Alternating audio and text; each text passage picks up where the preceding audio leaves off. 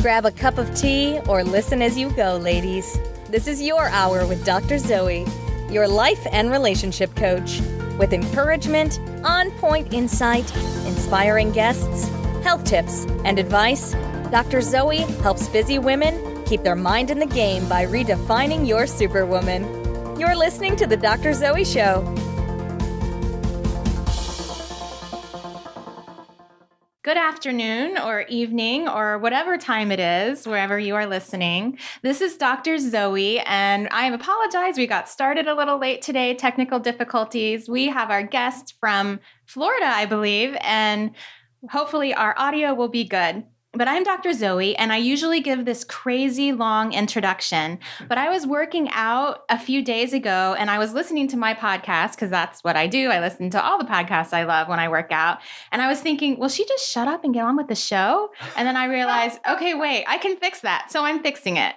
So if you're listening for the first time and you want to find out what my show is all about, thanks for tuning in. It's a live radio show, and I also podcast it. You can hear my producer, Troy Rawlings, in the room. If you're a woman, trust me, you've come to the right place. I invite you to listen to my other episodes where I drone on and on about what this show is about and how you can get a hold of me. If you're a guy, and especially if you love a woman, I'm sure there's relatable stuff here. Maybe not today, because we're going to be talking about single women and dating and maybe perimenopause, but certainly on other days. So welcome. I'm excited to have our guest, Dr. Duana Welch, author and coach who applies social science research to your love life. We're talking today about dating as a single mom, and man, this is going to be good. Duana, welcome. Oh, thank you, Dr. Zoe. It's so nice to be on your show.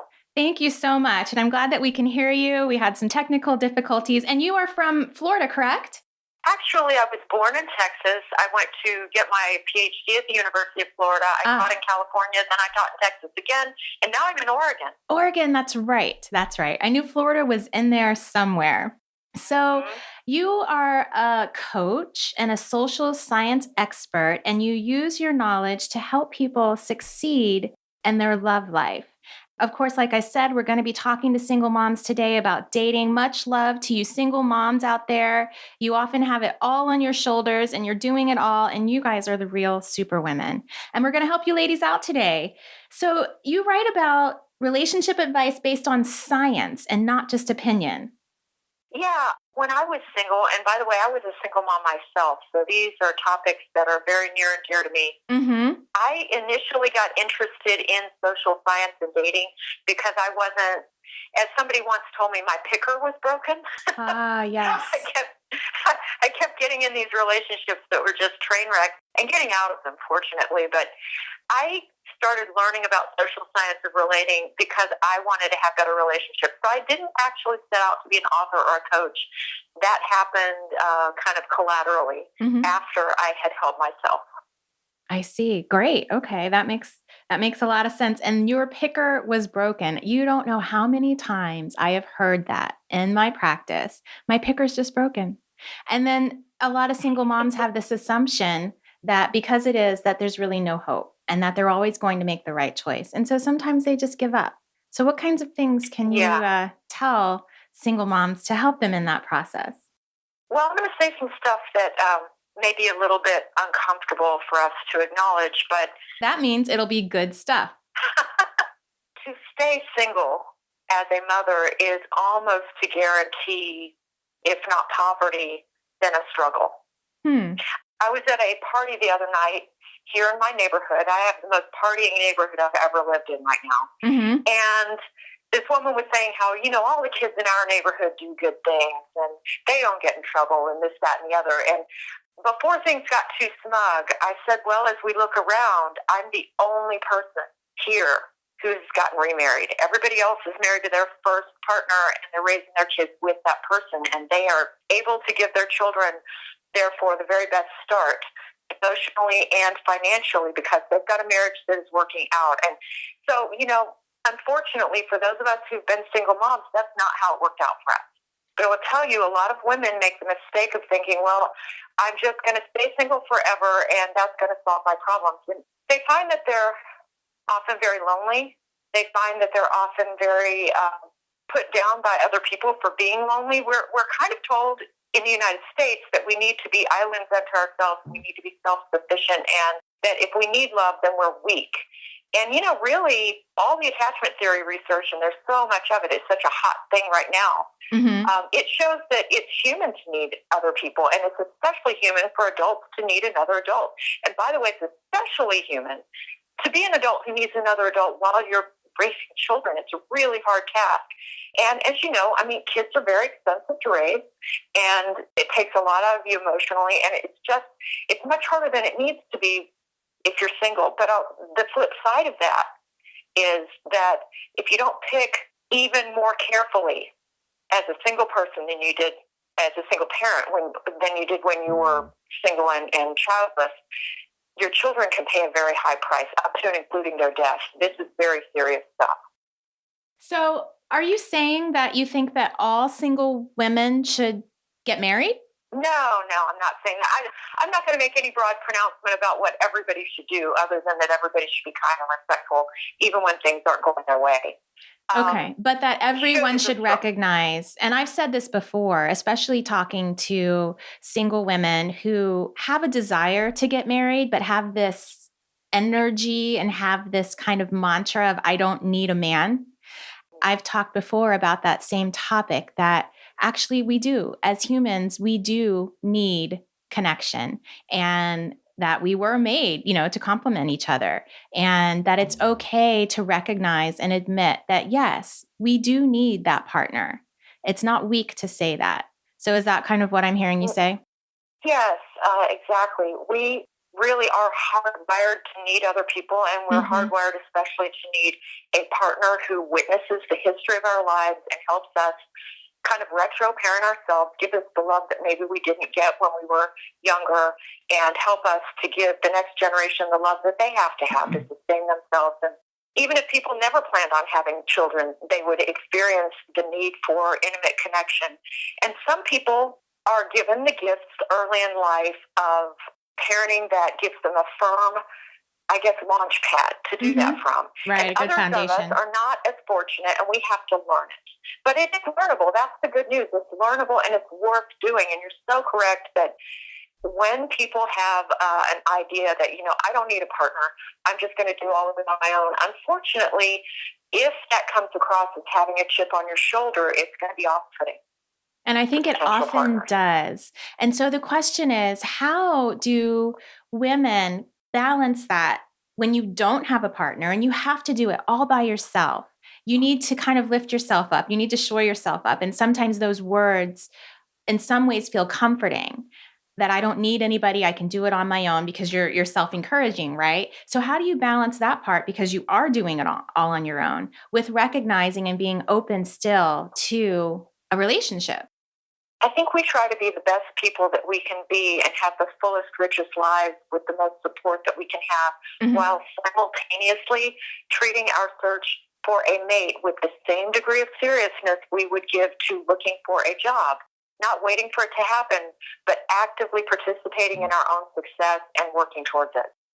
That's great. I love that. And I think that just like any journey, even on, any journey that you're going on personally in your life, you have to love you now. You have to be willing to embrace and accept and love where you are, because this is the only life you have, this moment, right? But then also be willing to be open and recognize that you do maybe want something different, or you are working towards change. And that's a balance, because it's a balance to be present and open, at the same time. And I know a lot of the things that you talked about too is getting self-confidence in dating.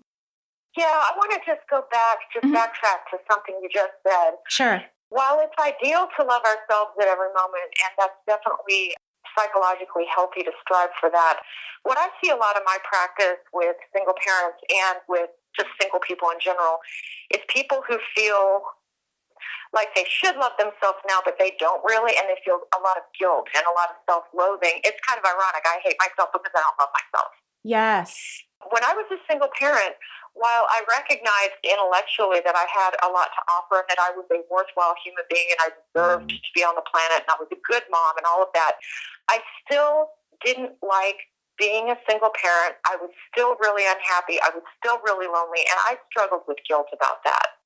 I think only the single parent kind of can understand, and maybe especially the single mom who's got, if she has almost entire charge of the children, which was my case. I think that it's a club that we don't necessarily want to belong to, but it's a club where other people kind of don't totally get it, that we're probably not going to be completely happy with where we're at the moment, and that's okay. Ironically, I think as soon as we acknowledge that we want something that we don't have yet, and it's okay to want that we're hardwired to want that, we still need love.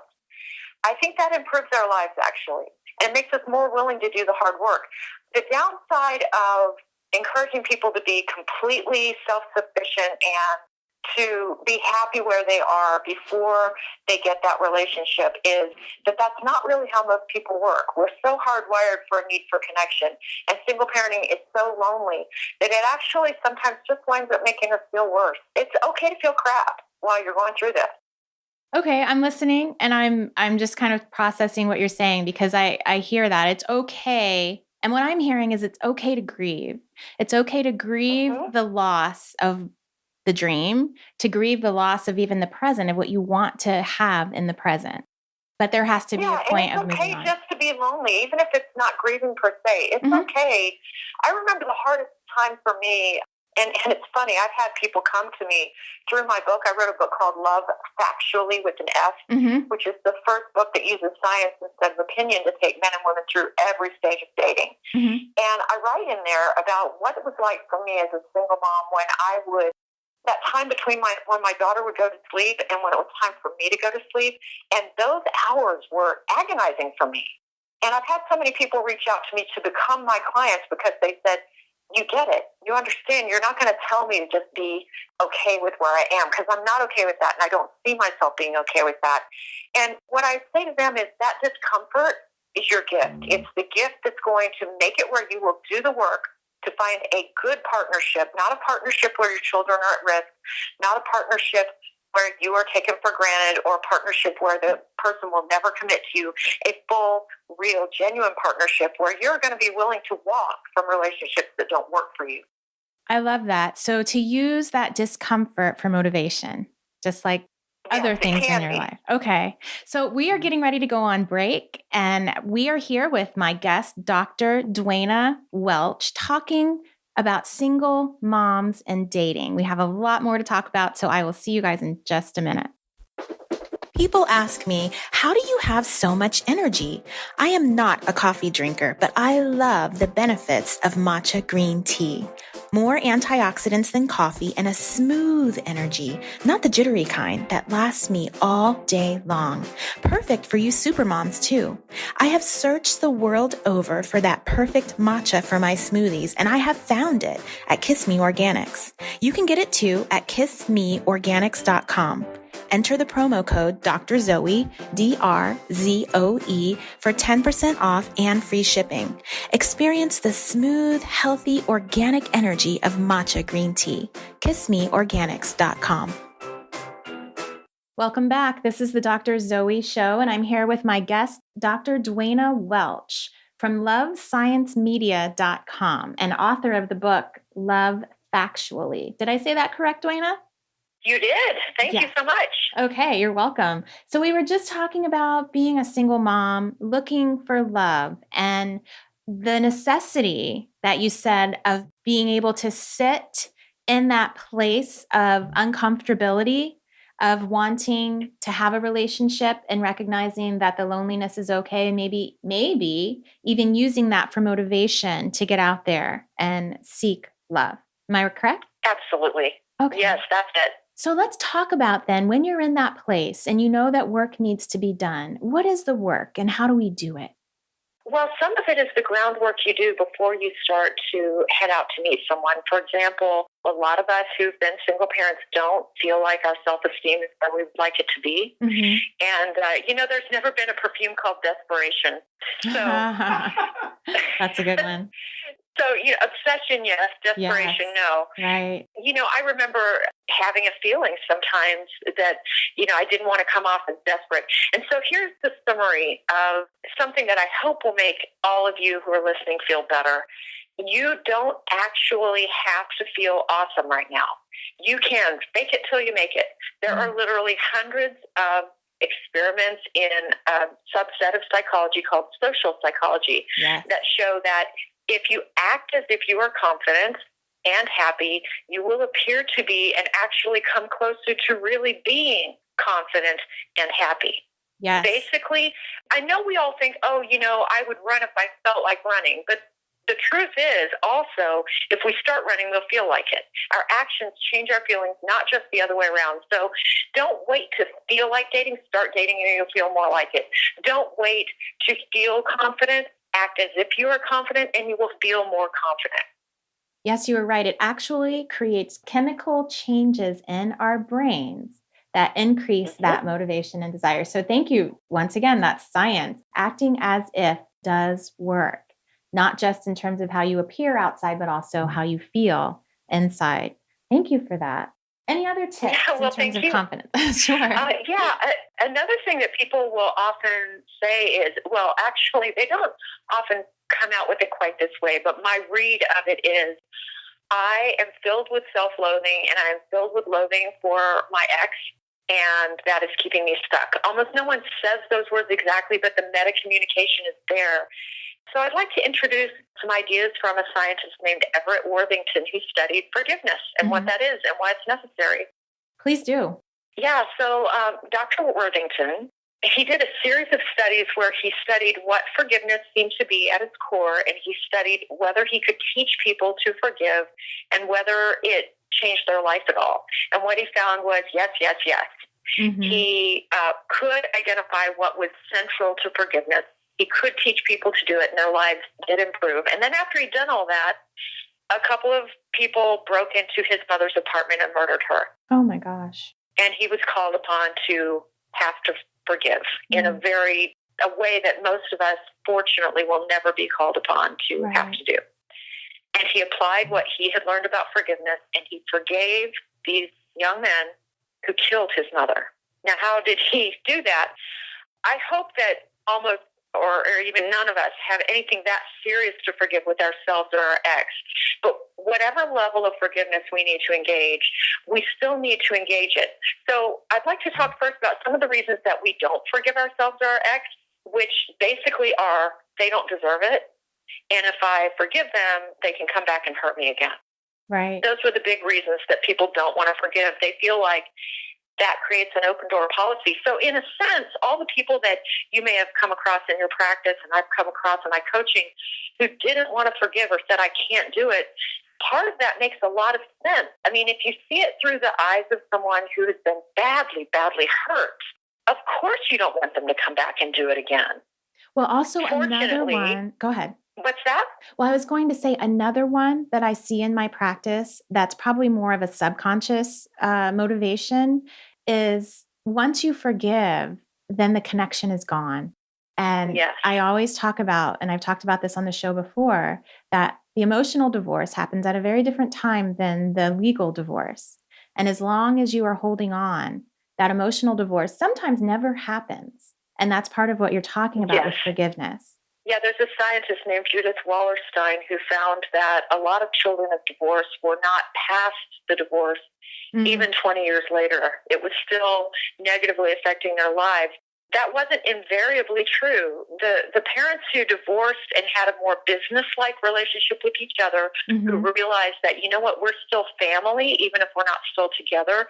We're going to act on these children's behalf as a cohesive unit, and we're going to show them love, and we're going to love our children more than we hate each other.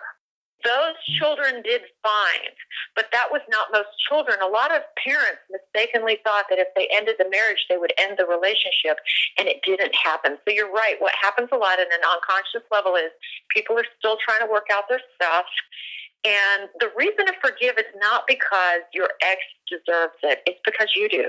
It's because you deserve to be, and your children deserve it. You all deserve freedom from bitterness and vengefulness. The feeling like you want to hurt another person it can really fuel a lot of action, but it's rarely action that's going to help us, and it's going to hurt our kids. Absolutely. And, today is all about single moms, and we don't want to hurt our kids. We want our kids to thrive. this is something I have never said on any show before. I've been inching up to it years, but I left my ex because he could not get over his addictions, and his behavior was dangerous, consequently. He was a good man with a bad problem. Divorcing him did not end our relationship. It merely changed it. I still had to deal with co-parenting with someone where I genuinely felt it was not safe for my child. Absolutely. I still had to do that. And so I still had to go through the process of forgiveness. That piece of paper doesn't end the relationship. When you have children, that relationship is forever. So it's really important, regardless of how hard that circumstance is, to be able to forgive. But what is that? There's only two things forgiveness comprises. And thank goodness this is all it is. Letting go of your bitterness and anger and your desire for revenge. Just letting go. It doesn't mean that you have to say that what they did was no big deal. Right. If you have to forgive something, it is a big deal. It doesn't mean that you have to let the person back in your life. I have forgiven my ex, but I do not want him back in my life in that way. And so for the mom who's dating, that would be kind of step number one, is making sure that before you go out there and you start the dating process, that you've worked on the forgiveness aspect. Yes, it's really important because otherwise your bitterness and your desire for revenge is going to seep over into your new relationship and really poison the well. You know, I remember a date that I went on with a guy that, we just met for coffee, but he started talking about his ex, and he was speaking of her so really hatefully. I mean, he was filled with vengefulness and bitterness. And I had a visceral physical reaction to how angry furious he was. He was beyond anger. It was fury. And I said to him, you know, I felt like pushing myself away from the table. It was hard to be there. And I said, wow, it sounds like it's been really, really difficult co-parenting with her. It sounds like it's been really, really difficult going through that divorce. How long ago was this? Dr. Zoe, it had been 10 years. That is exactly what I'm talking about. Yes, when it comes to the emotional divorce, it hadn't happened. It hadn't happened. His life had been ruined. So, you know, his anger at his ex was not protecting him. Right. You know, we feel like when we're in the middle of not forgiving someone, we feel like it's protecting us. It wasn't protecting him. It was hurting him. It was probably hurting his children. He was so angry. And so how do you do it? You know, it's easy to say forgive, but what did Dr. Worthington tell people to do? Well, he found that there's no forgiveness without empathy. So you have to see the event through the offender's eyes. Whoever it was, whether it was us or someone else, whoever the offender is in the situation, we have to see it through their eyes, which is not the same thing as condoning or excusing the behavior. He had to see the murder through the murderer's eyes. Right. And if you can understand, and this is such a hard one and so important when it comes to forgiveness, especially in relationships or, you know, when you're finished with relationships, I say it and it's hard for a lot of people to comprehend, but every behavior makes sense in its context. And so if you could put yourself, like you said, in that other person's shoes and recognize the context of their life from birth to the point that they made that decision, you could understand how that person with that personality, with that temperament, with that life experience would make that choice. So thank you. That's a very good first step in working on forgiveness. So after you've forgiven or after you've gone far on that forgiveness journey, what would be the second tip for a single mom who's really out there looking to find love? Make sure that you give yourself permission to want love, because a lot of people will tell you that you have to be strong and happy on your own first, and that doesn't feel good.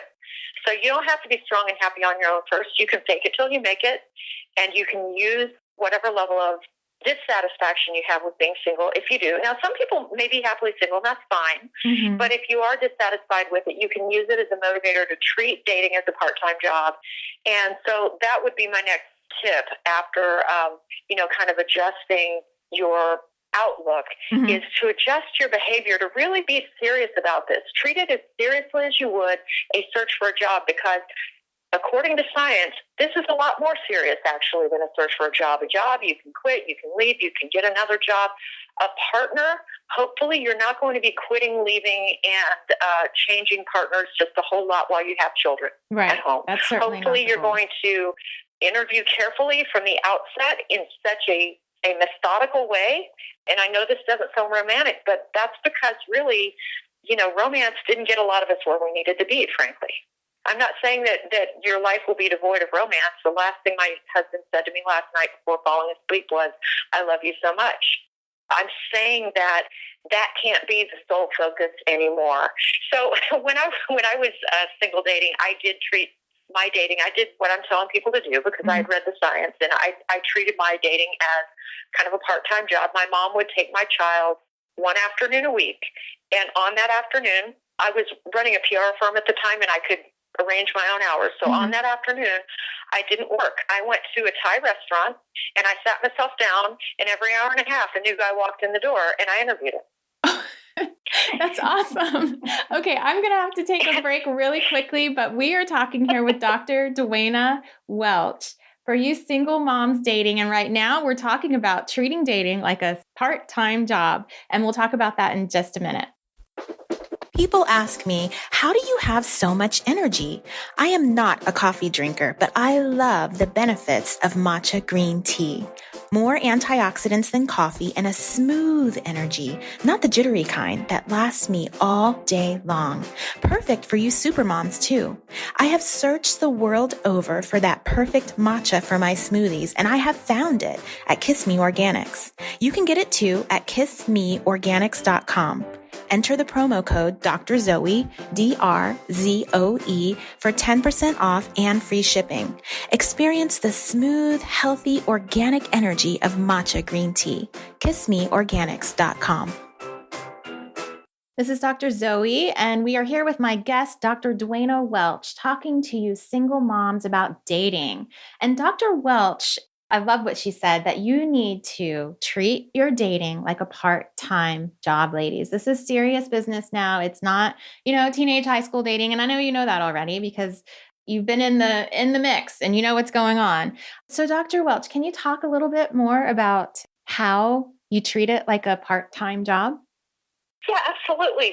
For those of us who are or have been single moms, we don't have a lot of time to date when our children wouldn't be involved. And I really encourage you, until you have a pretty high degree of trust with a man, not to get your children involved. Very unfortunately, a major study out of Canada showed that the most likely cause of severe sexual, physical abuse, and even murder of young children was when mom was living with or married to a man who was not biologically related to the children.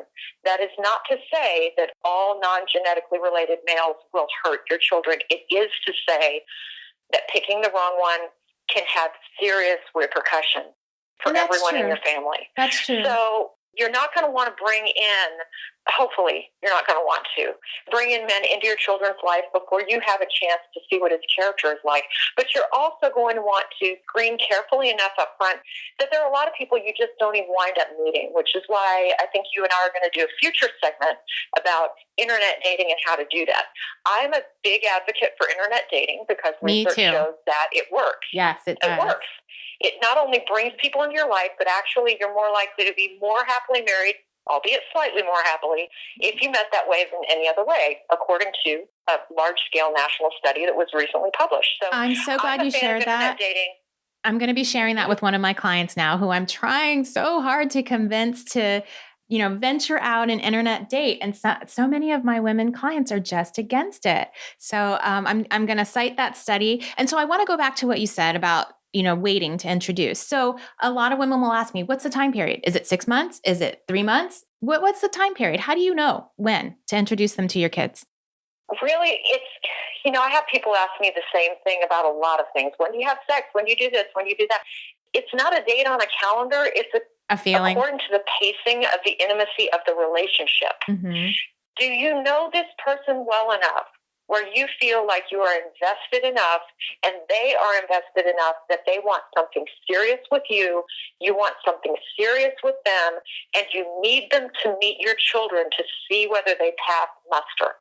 If it's not at that point yet, then get a babysitter and continue treating dating like a part-time job. And don't just date one person at a time either. I described going to that Thai restaurant, and every hour and a half somebody new showed up. I had one guy get really angry at me about that. He called me and he said, I left, I went outside of my car, and there you were. Let's forget for a moment that he was basically stalking me. That was not cool. But when he called and told me that, I set him straight. I said, look, I am a single mom. My primary goal in life is to raise a healthy, happy human being. And I am interviewing for the most important position in my life that I have to offer, which is life partner. I am not going to date one person for half a year here and another person for a year there and another for 3 years there to see if it all works out. I'm going to interview lots of people and see who is the best match, who also wants me. And if you're not okay with that, that's okay with me. You can go and date somebody else.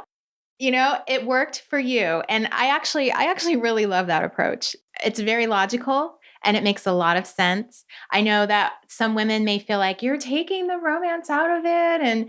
But the reality is like you said, that can come as well. And that will come. And the reason why internet dating is so romantic, just because I opened myself up to meeting a lot of people as if it were a job interview, does not mean that I married someone who is cold or unfeeling or unromantic, nor that I am. It just means that I stopped waiting for the romantic fantasy where some guy swoops in on, his horse or his Mercedes or whatever and rescues me. And I took an active role in my own happiness.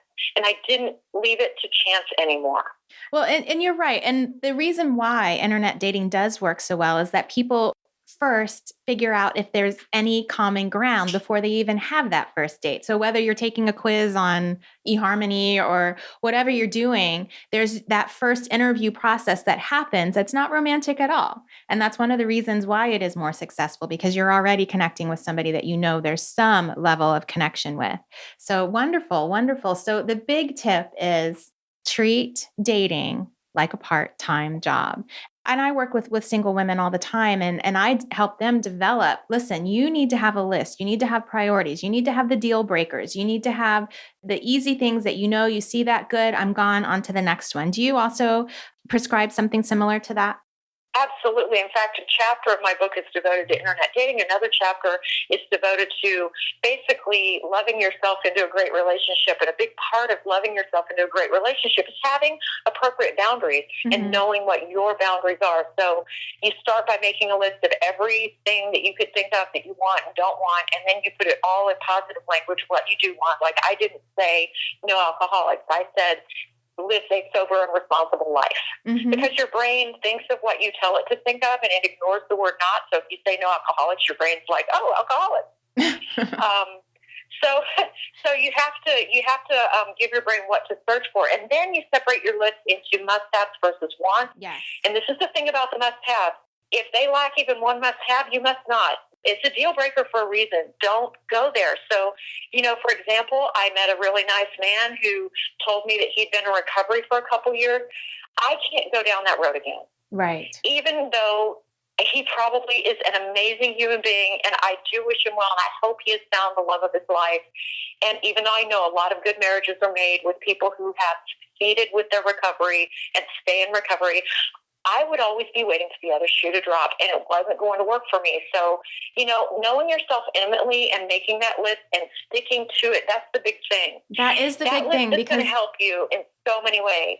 I get letters, especially for guys who've made that list and written to me afterward and said, I thought that list was so dorky, but I did it, and I figured out that there was a woman I already knew who had everything on my list, and now I'm marrying her. That is pretty impressive. I know for me, the biggest struggle I have with women in my practice is that we make the list, and then they don't stick to it because it's like, but I like him, and he has everything, but I know this one little thing. And they convince themselves that one thing that they had on their deal breaker list, that somehow they're going to be able to make it work. And that for me is one of the most frustrating aspects, is not sticking to that list. But at least at first, you have to make it.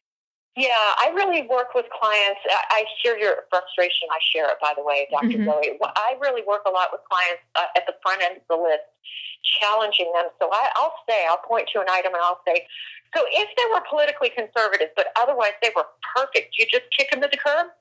And if they say yes, I say, okay, then when you meet someone, if this is part of who they are, I'm going to insist that you kick them to the curb. I'm going to insist that you say goodbye. And not only that, but you also have to ask those questions. You get those deal breaker answers up front. You don't wait, for weeks or a month or so before you start to ask the deal breaker questions when you've already got emotions involved. Correct. I know it's not emotional. I know what people want to do now is have sex first, fall in love second, and then ask the hard questions if they ever ask them.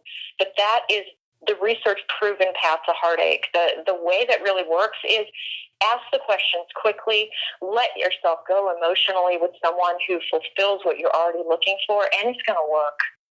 I love that. Thank you. That is an excellent close for this conversation, Dr. Welch. And for you single moms out there, I know you're struggling. Take some of this advice. So my takeaways from this are, number one, make sure you've forgiven your ex. Number two, embrace where you are right now. It's okay to be lonely. It's okay to be in that place that you're not necessarily comfortable with. Work on this one's mine. Work on loving yourself in that place. Number four, date like it's a part-time job.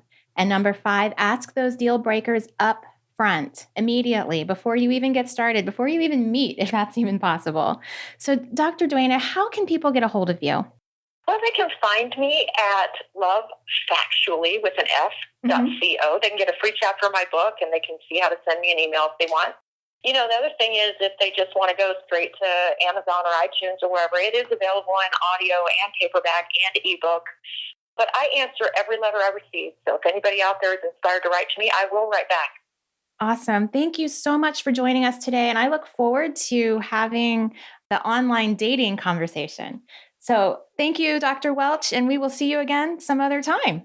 Thank you. Absolutely. The pleasure's been mine.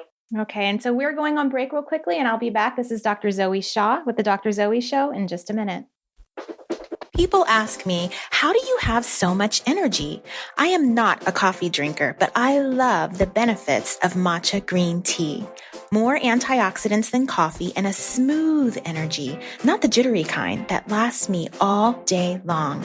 Perfect for you supermoms too. I have searched the world over for that perfect matcha for my smoothies, and I have found it at Kiss Me Organics. You can get it too at kissmeorganics.com. Enter the promo code Dr. Zoe, DRZOE, for 10% off and free shipping. Experience the smooth, healthy, organic energy of matcha green tea. KissMeOrganics.com. Hi, guys. This is Dr. Zoe. I am back. We just had a discussion with my guest, Dr. Duana Welch. So glad that she was able to come and talk to single moms about some great tips. So if you are just tuning in, I'm Dr. Zoe, and this is Real Talk, where I answer questions from my listeners.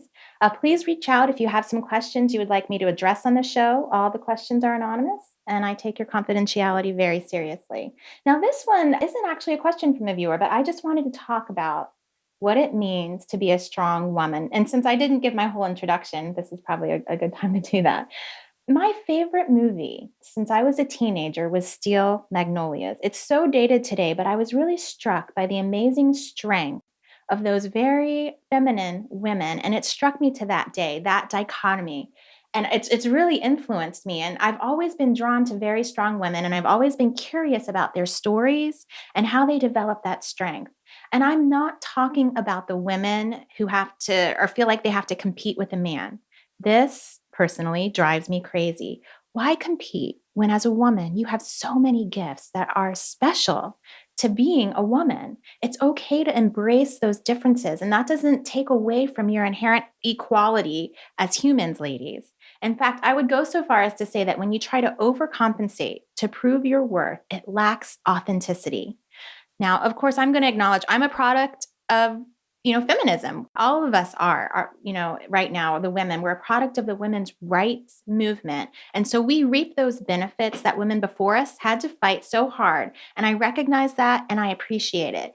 But what happens is when you're fighting a battle, you've got to swing the pendulum way far because you're in battle. But now at some point, that pendulum has to be swung back to the middle. And the reality is that we have a unique strength in our femininity. And I feel like so many women feel like they have to lose their femininity in order to be perceived as strong.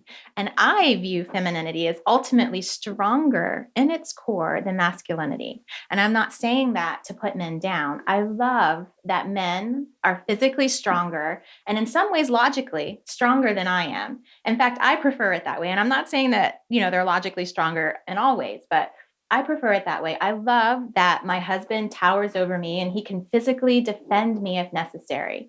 And men have that drive. They have that drive to protect and defend, and there's safety felt by women when we know we are protected by our men in that way. I know that doesn't sound feminist, but it's a truth. And I think that we can hold both of those. And I know structurally that we women have a strength that is almost superhuman when it comes to our internal structure and core psychological and physiological makeup. And this has been proven time and time again in research. When you look at sick or preemie babies in the NICU, being a female actually gives you a significantly better chance of survival across all issues than being male. I learned that when my daughter was in the NICU. And the nurses told me about that. I started reading studies about that and why it can't really be explained except that women are structurally stronger than men. So when you hear those stories of women lifting cars to save their kids, that's where our human strength, our superhuman strength comes in, because physically, of course, that should be impossible. But bottom line, we have so much strength. And it's specifically rooted in our femininity. And we have to embrace our strength and not see it as separate, but rather integrated in our femininity. And that's why I have this show and why I do the work I do, to help women find their strength, their superpowers, whatever you want to call it, rooted in their femininity, and share it with the world. We don't have to compete. We need men and they need us. We were created to complement each other. We sometimes see the world differently, and this is a good thing. Remember that old saying, if you guys both think the same way, then one of you isn't needed, or something like that. Let them shine and we can shine too. Men get a bit of a bad rep these days, and I want my teenage sons to be confident in their masculinity and to find strong women who are confident in their femininity. And also, we need women. And I think Dr. Welch was talking about that today, basically how as humans, we need each other. But women also need women desperately. That's why I had my first show on the topic of friendship and women, because we don't really operate that way in a society as much, in the way that we were designed to as a community of women who support each other. We were designed to rely on each other. And that's why we need friendships as women even more today, because women friendships tend to be so competitive. And that's not really how it was designed to be. And I find that the majority of women in my practice do not have a strong social structure of women in their life. And without it, women just don't do as well in life. So that's my couple of cents today. Embrace your femininity, support other women, because we don't need to compete with each other. So next up, I do have a question from one of my viewers. And the question is, should you be friends with your kids? This is a really good one, because as a mom, I struggle with this as well, because we love our kids. We love them and we want to connect with them. And I think that line can get so blurred easily, and you just don't quite know, is this friendship? Is this mom? What is this? And so my answer is yes and no. Any of you guys know about a Venn diagram? So if you think of a Venn diagram where you have two circles that intersect, there should be some overlap. So remember the statement, people don't care how much you know until they know how much you care. And that applies with any relationship anywhere in the world. People don't care how much you know. So if you're trying to impart knowledge on somebody, they don't care until they know how much you care. So what is a friend? Friends are a group of people that tend to have the same notion about ideas and life. You are not your child's friend. You are your child's teacher, authority. They don't have the same notion about life as you do. Why? Because their brains are still developing. You hear them talk to their friends, you read their texts, you read all this stuff on social media. They don't think like you do. So that's why they can do some mind-blowing stuff that makes perfect sense to them. And so usually when parents say they want to be their child's friend, what they're really saying is that they want their kid to like them. And here's the other thing. You should never, ever rely on your child for friendship. And this can happen, especially if you have a seemingly very mature child. This happens a lot with single moms, that a mom will lean on a child for emotional support. This is always wrong and it's unfair. And I believe it's akin to emotional abuse. Even if your child seems like they have the capacity and capability to deal with your issues, they don't. I promise you, they don't. You got to let your kid be a kid, and you got to go find someone else to lean on or get a journal, because I see kids all the time who have to take care of their parents, and that's not their job yet until they're old and emotionally able to handle it. It's emotionally damaging to lean on your kid. So you have to balance by letting your kid know that you care, which means, yeah, you do fun things with them. Yeah, you connect with them. Yeah, you are their friend. When we look at that Venn diagram, that middle part is the connection part. That's where you do have a friendship and a healthy relationship with your kid. And those other parts of the circle, your child is their own child. They're their own person with their own friends, and you are your own person with your own friends. So simple answer, yes and no. So this is the Dr. Zoe Show, and I am just thankful that you guys are here. I hope we got some good tips for single moms today. Tune in next week and every week on Tuesdays from 12 to 1 Pacific, 3 to 4 Eastern at laradionow.com. For those of you who can't always listen live, check out my reruns on iTunes, Google Play, Libsyn, and YouTube, where I am your life and relationship coach. I help sometimes struggling superwomen keep your mind in the game by redefining your superwoman. If you know a friend who may benefit from any of my topics, please spread the love and share my show. And if you like the show, please show me some love with some stars. Go on to iTunes, review it, give me some stars, and connect with me at drzoeshaw.com or any of my social medias at the handle Dr. Zoe Shaw. You can also join my free newsletter and get a copy of 30-Minute Life Transformation. I look forward to speaking with you wonderful ladies on social media after the show. Have a super week. You've been listening to The Dr. Zoe Show, redefining your superwoman, with your host, Dr. Zoe Shaw. Don't forget to sign up for her monthly newsletters to get encouragement, tips, and skills for keeping your mind in the superwoman game. Connect with her now at www.drzoeshaw.com. Tell your friends and subscribe to her podcast on iTunes. Join us next time for another edition of The Dr. Zoe Show.